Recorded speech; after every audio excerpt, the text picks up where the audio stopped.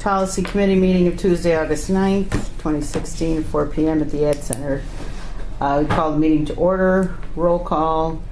Mrs. Jones is here, Mr. Johnson is here, Evelyn Gleason, his chair, is here, Dr. Kendall, and Lori Voss.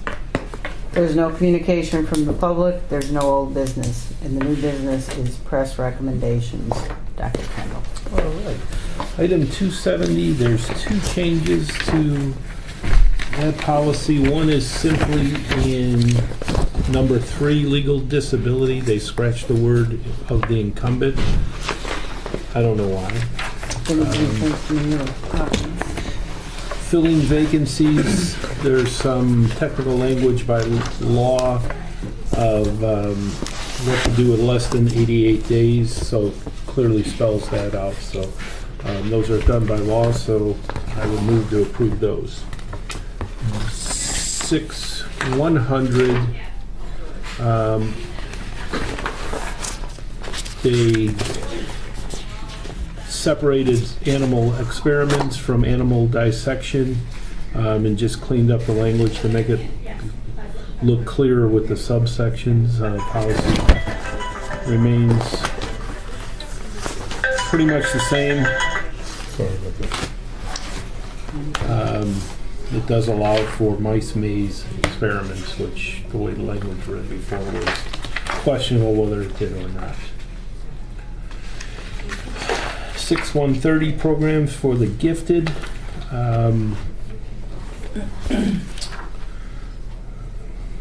Delineates a little bit more on how the money is used, although the state hasn't funded gifted education. There used to be a separate whole pile of money. It was a big exclusive group. That money has since dried up, so I don't know why they're dealing with the policy.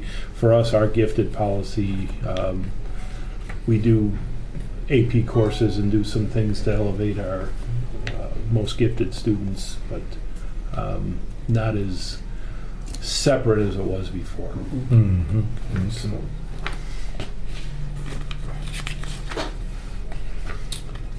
6235.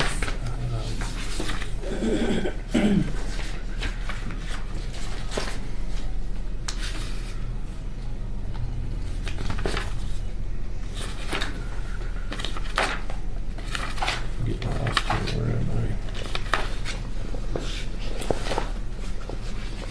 I? Renames the acceptable use policy.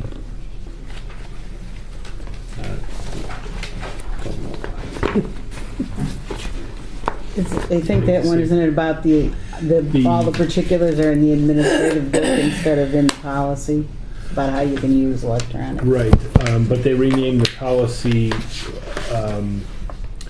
to include the networks. I think they're just broadening the scope of before it was the acceptable use policy of computers, but a lot of people are accessing our networks through their smartphones and things like that, so it just clears it up to make sure that that's still under the policy.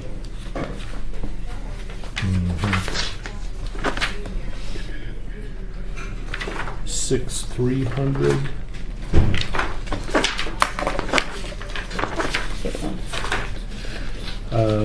In number 5, they eliminate unless the student is exempt. So students are required to participate, so now it'll be the SAT and graduation. There's no exemption. With the park, there were some exemptions because it was grade level specific. So if you were a freshman taking a geometry course, you would not have to take the 9th grade test because the test is an eligible test. So it goes back to everybody's going to take an exam. But it says something about a park is not going to be... Park is eliminated. Is eliminated for graduation or eliminated period? It's eliminated period for high school. So K through 8 is still going to use Park. High school is going to use SAT. So they flipped from ACT to SAT.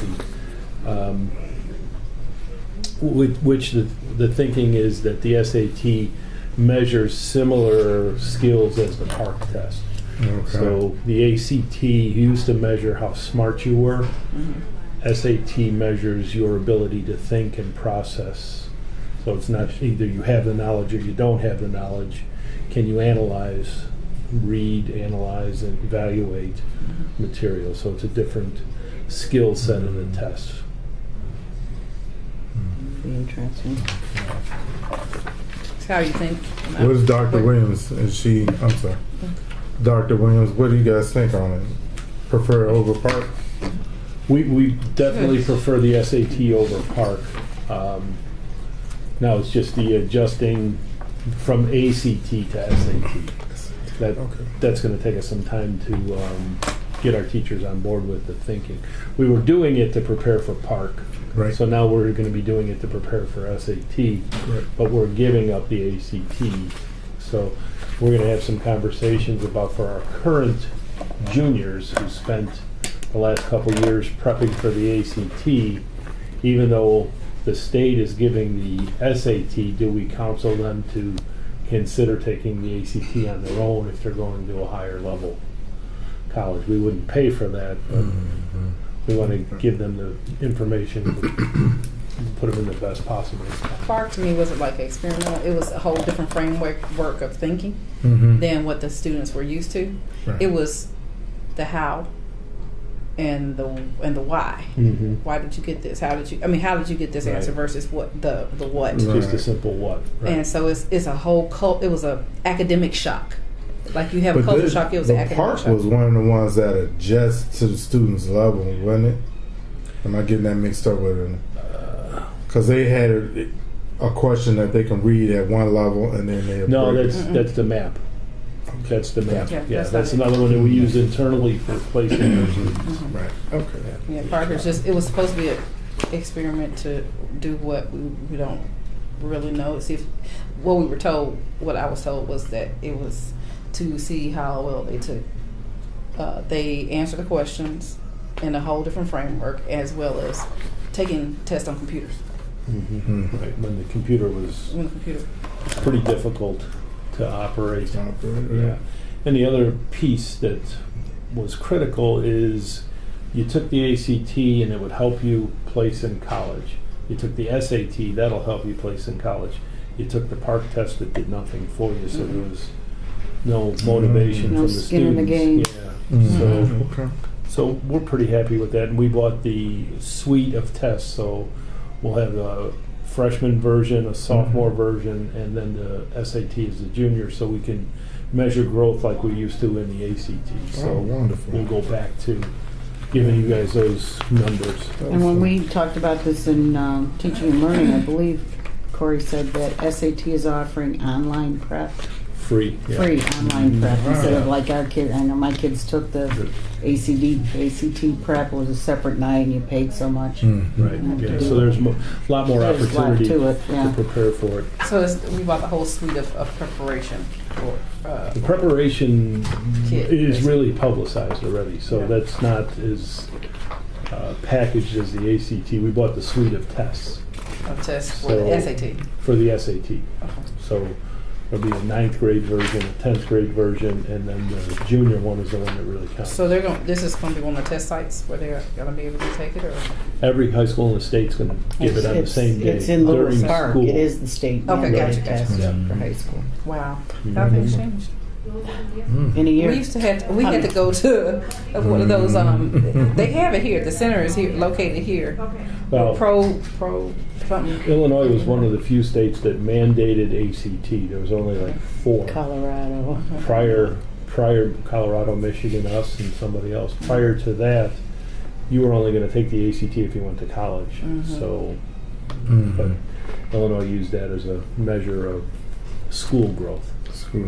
Okay. Number 5 on page 2 of 3, they just eliminated needed and or necessary, just some wordsmithing there. On the 6300,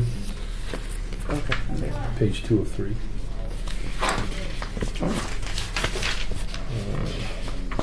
yeah. 710 is just some footnotes, so I don't have to worry about that. 630, I had two questions on 630.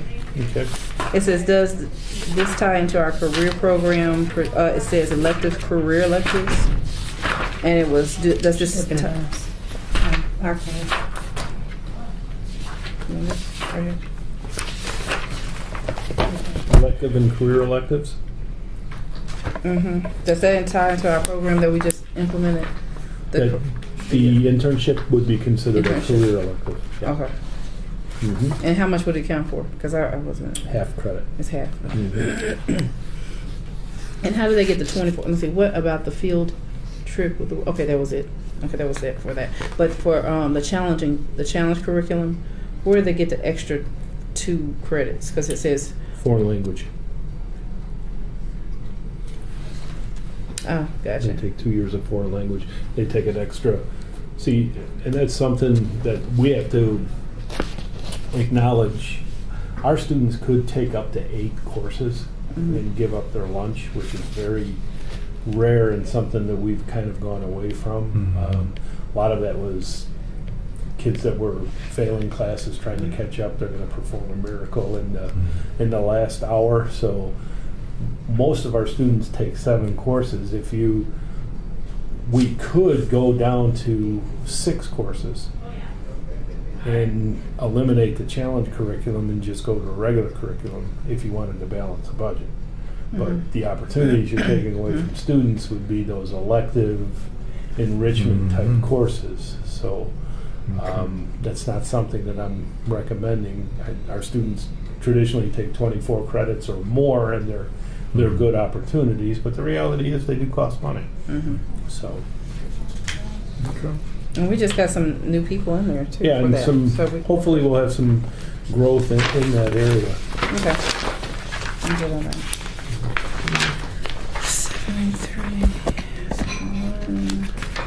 7150. Did we skip 71? 710 is just footnotes, so we don't have to worry about it. That doesn't get published.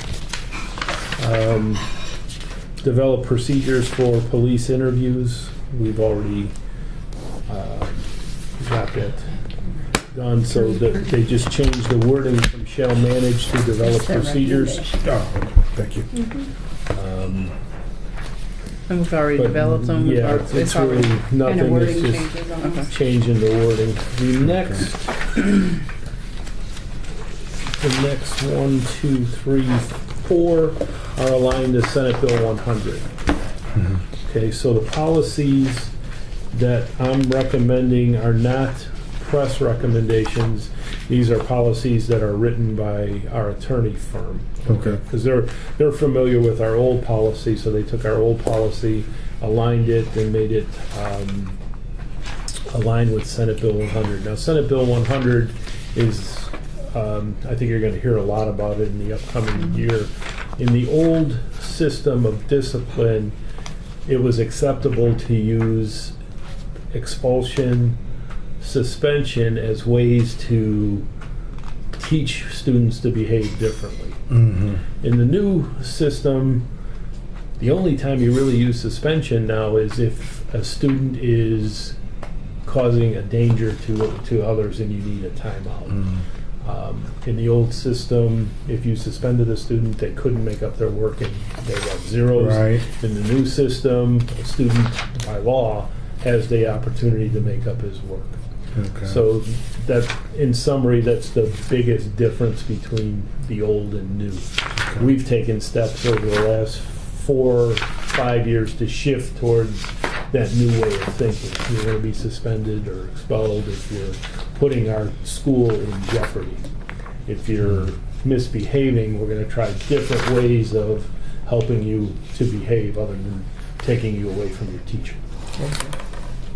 Okay? So we'll just maybe put them in another room, or how we deal with that? Because I know some of the teachers were concerned about The loss of privilege. suspensions. Loss of privilege is one of our most common ones. Take away some of their free time around school, silent lunch, parking, participation in sports, the social part of school, and make them go to classes, things like that. Okay, Instead but of- as far as withdrawing them from the actual class, we're trying to maintain them. We want them in the classes. We want them to stay in the classes. Right. Mm-hmm. Yeah. Because I know Before was one that of the used to things- be one of our first courses of action was to pull them out of the class. Mhm. We can still do it, but it's in extreme situations. So where do we put them when we pull them out? Before, we used to put them at home. Now we're Okay. going to try to keep Or them. we had in school. we have what did they in-school call that? Right, suspension. yeah. I forget what they Yeah. called it. MDP. Right. Model disciplinary Mhm. program, yeah. Which was, they sent you to a room with a bunch of homework. And you had to sit there Kids didn't learn quietly anything. for 6-7 hours. Now, remember in my meetings with you individually, we're exploring an alternative Mm-hmm. school, off-campus school. We could use that. I got to make sure that we can afford it and it's feasible and it makes sense, but we could use that for bringing the students there. They can go online and do work. We'd have teachers available. They can meet with social workers on decision making and why they did that instead of simply sitting at home. So that's something that's a little bit down the line if we can afford it. So 7190, it talks about where the rules apply, clearly states if it's connected to school, how it's connected to school, so that's an addition to the policy. That's on page 1 of 7. There's an addition on inhaling substances, and that's a little bit more specific than it used to be.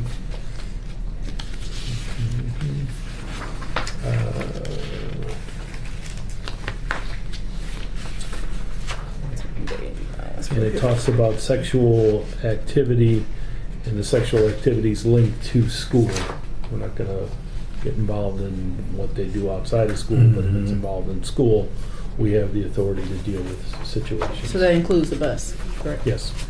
So as long as they're on the bus or on school property or some type of transportation that's provided by the school, Correct. and they're just Right. Buses are an extension of school. Correct. Mhm. Correct.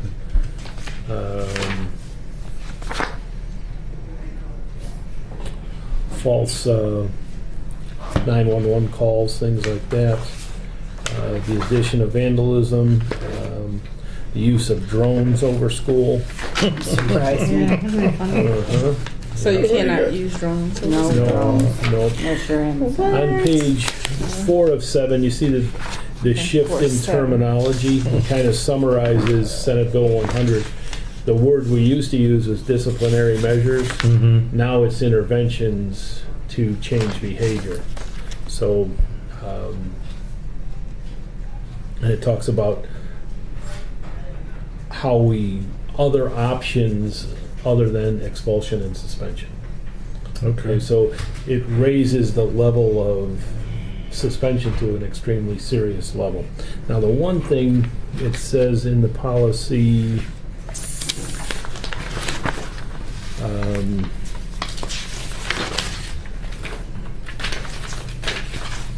no, it's in the next one. Hold on, I'll hold on that. 190. But is this what they were? I know some of the teachers were talking about when they were the surveys that about slapping the wrist, basically. But it's the law. I know this is the law. I know we have to adapt this, but I'm just saying. I'm just asking.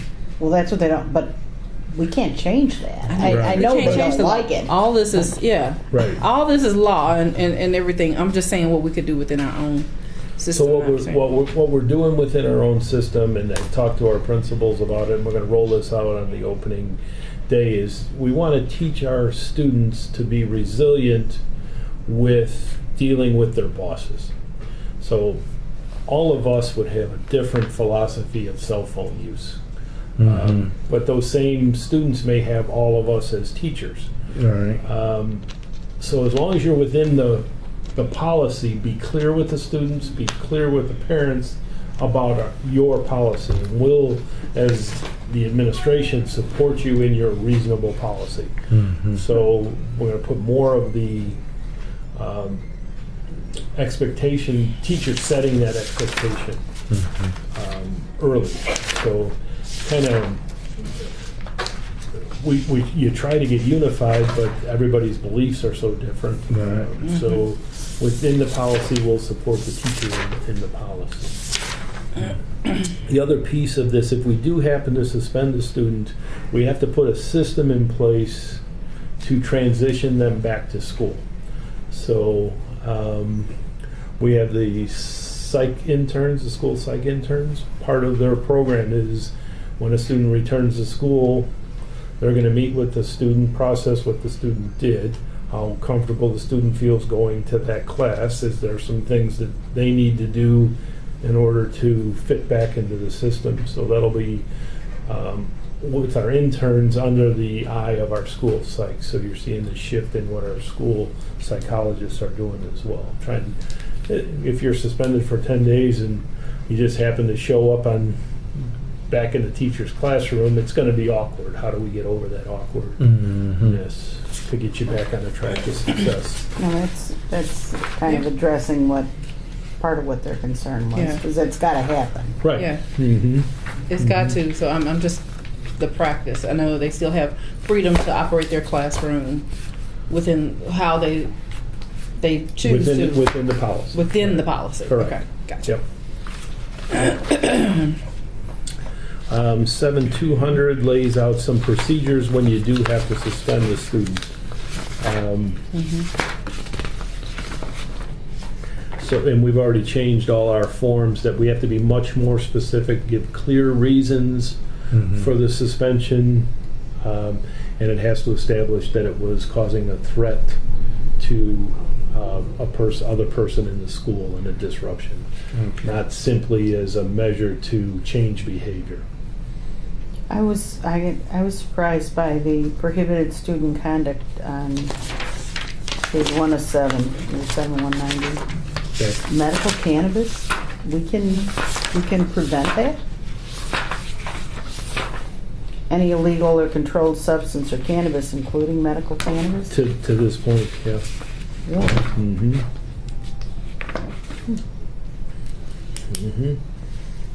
What kind of change? That'll be, Number A3A. that'll be a court case.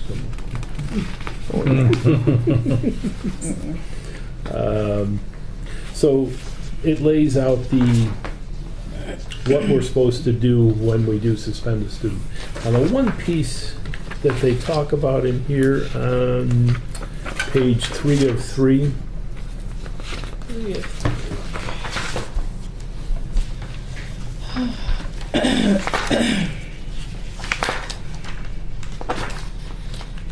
I'm on 5 or 7. Where are you getting 3 of Yeah. the number? 7200. 7200 is the procedures for a suspension. Okay.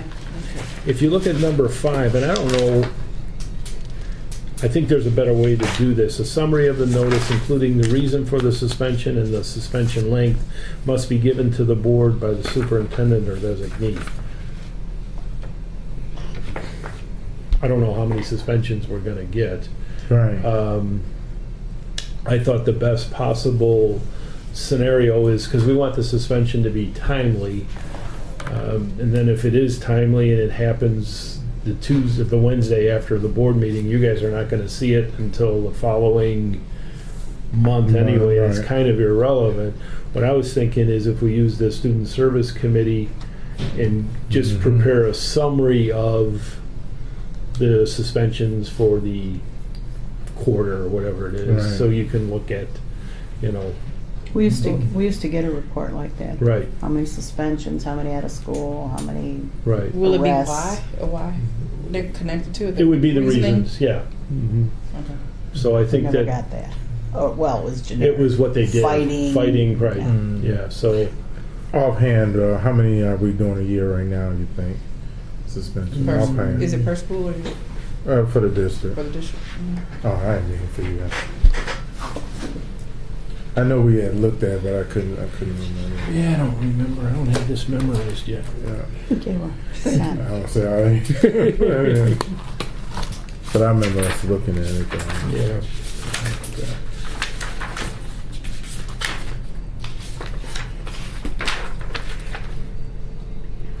So district-wide, For the entire year, we had about 700. Across all four schools. So For 5,000 students? That's Seven. suspensions. That's that's not- suspensions, Yeah. right? Wow. Well, in 2010, when we started to introduce the new methods, we had It's almost 18. 1,800. Yeah. Mhm. So It went down last year. Mhm. blipped a little It bit. dipped a little bit. Yeah. Per semester.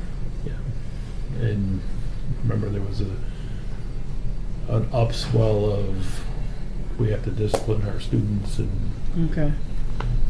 things that Mhm. were kind of against what we were trying to do there for a while, if you remember. Okay. So the blip I kind remember, of- thank you. I know we had looked at that when I was in there. But so you think about when I started, if you had an earring, you were suspended 2 days. Right. If you had a cell phone, you were suspended a day. If you missed it might have been 3 days. If you had a, Backpack, book bag. what was the other one? The Hats? big one. Oh, if you missed a Saturday Oh, detention, Saturday detention. you didn't come to school till Wednesday. Mm. So we used the suspension as the vehicle to change behavior, and what we found was it really didn't change behavior. Some of the students were happy to Mm, take a few They days, are. few days off. So those are a lot of pieces we've done along the way to change that. So we'll figure that system out, but we'll be doing some sort of reporting to the board. All right. Okay. In expulsion procedures, it basically aligns what we've already do if we do have to bring something to the board. Again, that's going to be a pretty drastic, serious case, and what we've been doing in the past is not giving them an alternative setting. So we're putting them in RISE, or we're putting in some other place and not taking away their education completely.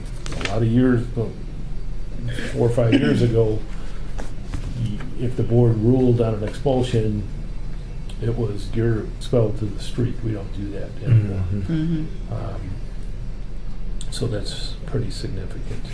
We're still giving them a chance, so we don't bring as many to you. The other thing that this clearly delineates is it's illegal for schools now to tell students to quit school. Your best bet is Drop to in just lieu of I was just drop. going to ask you that. Yeah. What happened? Yes, I'm sorry. Yeah, I missed when it. I They used to, you could drop out instead of being expelled, wouldn't so go it on wasn't the on your record.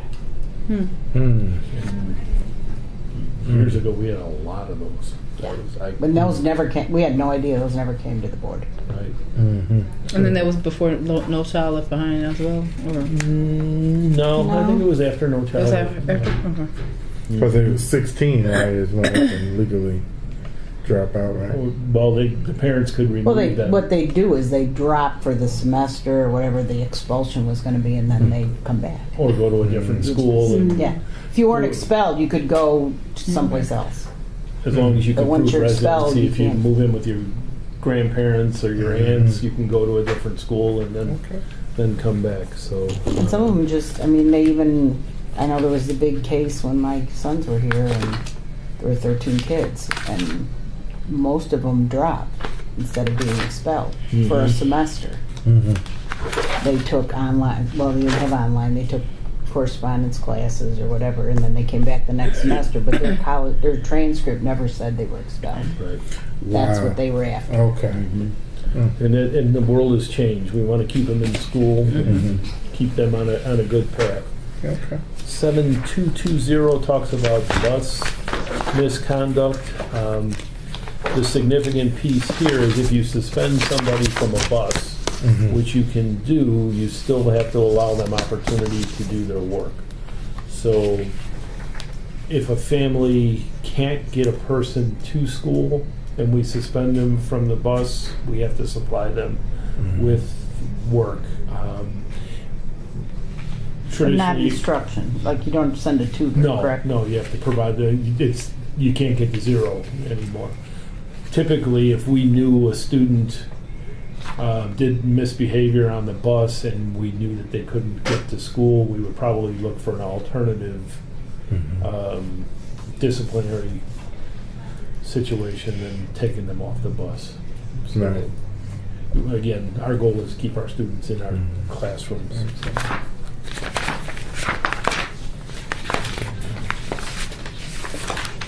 Seven two. 72. Although I don't really see the same thing. Cross references are changed. So cross references are just like footnotes, so we don't really have to worry about that. Co-curriculars 7240. The one piece that press recommends that I don't want us to get into, and I'm going to recommend we stay out of, is the drug testing for extracurricular activities. Our students, if they get into IHSA competition, IHSA randomly drug tests, so that piece is already in line. For us locally, I don't know if we want to get into that program. You know, It's kind of sticky. well, who do we? Expensive. It's expensive. Who do you choose? Yeah, that's where you get. You know, are you targeting, certain athletes? Are you staying away? Because we get to control that, and it's just a whole sticky wicket that I think we should stay out of. Oh, okay. I understand. So we'll accept the recommendations on the IHSA, the second part, which is page 2 of 2. But the first part will stay with the policy that we already have. And we already have, at some level, the performance enhancing piece in our policy. This is just a revision. Just a revision of that. So we're going to accept the revision of that. We'll leave the first part of our code of conduct, which we did a couple years ago. Okay. So we still expect our students to behave, but we don't want to get down to the nitty-gritty of that. Administering medicines.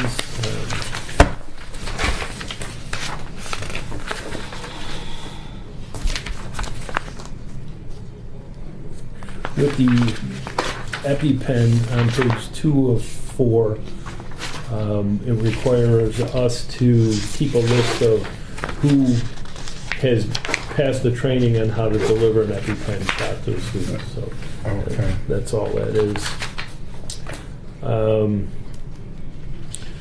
School district supply of undesignated opiate antagonists. 3 or 4. This talks about, and we're going to have to do some research in this, and we, thank God, haven't had a situation with heroin. But if you saw in the news, there's a lot of police officers that are having the anti-heroin if somebody's having an overdose. This would allow us to give that. Oh, okay. But I want to make sure that our nurses are trained in it, and that we still have some steps to do. So the first step would be to allow for us to use an anti-heroin substance to save a life. Only our nurse is going to be doing this. I right? believe, yeah, we're not, Right. yeah. Okay. Okay. Yep.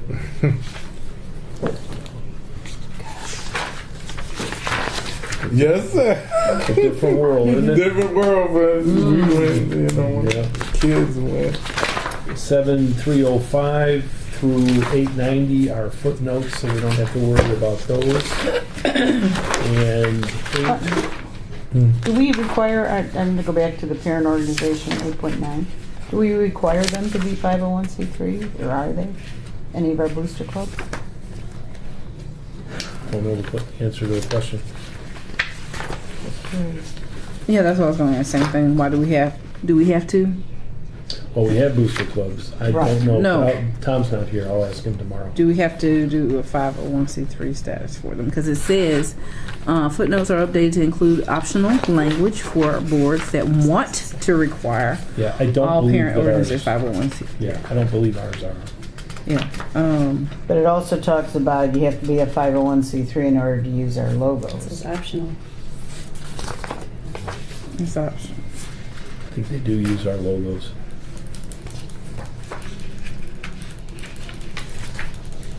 Yeah. What, on the T-shirts and stuff like that? The booster club Mhm. under paperwork and Mm-hmm. Oh, they do. Letterhead. They do. I mean, there's pros and cons, and there's a piece of me that wants to say we should do it because you have to turn in financial records and they have to be audited. So people aren't scanning with your money. oh, But you talk to our attorneys say the more you keep them as a separate entity, the the less better. Then it the can come less back on local you. responsibility that you Oh, have that's true. towards them. Mhm. So That makes sense too. that's kind of the status we've taken, that they're a private organization supporting our schools. So maybe we answered our own question. on Yeah. 501. Yeah, Yeah. so, Okay. no.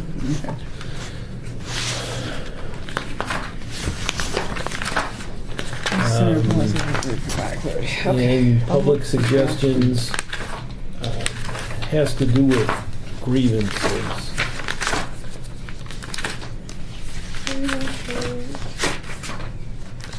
So if you look on page 101, an individual who is not satisfied Last page. may file a grievance under the uniform One more.